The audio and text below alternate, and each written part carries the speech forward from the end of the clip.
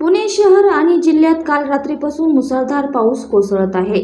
सततच्या पावसामुळे शहरातील ठिकठिकाणी मोठ्या प्रमाणात पाणी साचलं असून अनेक लोक अडकलेले आहेत. या पार्श्वभूमीवर प्रशासनाने अडकलेल्या नागरिकांची सुटका करण्यासाठी एनडीआरएफच्या पथकांना पाचारण केले असून बोटीही बचाव कार्यात दाखल झाल्या आहेत.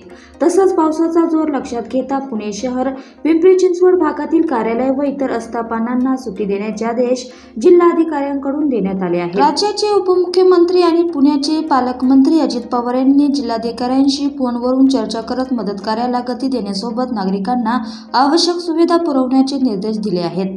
तसंच नागरिकांना घाबरून न जाता प्रशासनाला सहकार्य करावं असं आवाहनही करण्यात आलं आहे. एकता नगर भागातील मदत कार्याचा अधिकाऱ्यांकडून आढावा घेण्यात आला.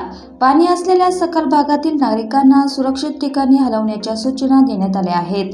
तसंच पुणे महानगरपालिकेच्या 8 बोटी आणि बचाव पथक मदत कार्यासाठी नियुक्त करण्यात आला आहे, अशी माहिती प्रशासनाकडून देण्यात आली आहे. तसंच पुरात अडकलेल्या नागरिकांना खाद्यपदार्थ व पिण्याच्या पाण्याची सुविधा करण्याच्या सूचना जिल्हाधिकाऱ्यांनी दिल्या आहेत. हवामान विभागाने येत्या काही तासात पुणे शहर आणि घाट क्षेत्रात मुसळधार पावसाचा इशारा दिला आहे. कालपासून पुण्यात पावसाची रिपरिप सुरू आहे. पावसाने रात्रीपासून जोर धरला असून धरण क्षेत्रात जोरदार पाऊस पडत आहे.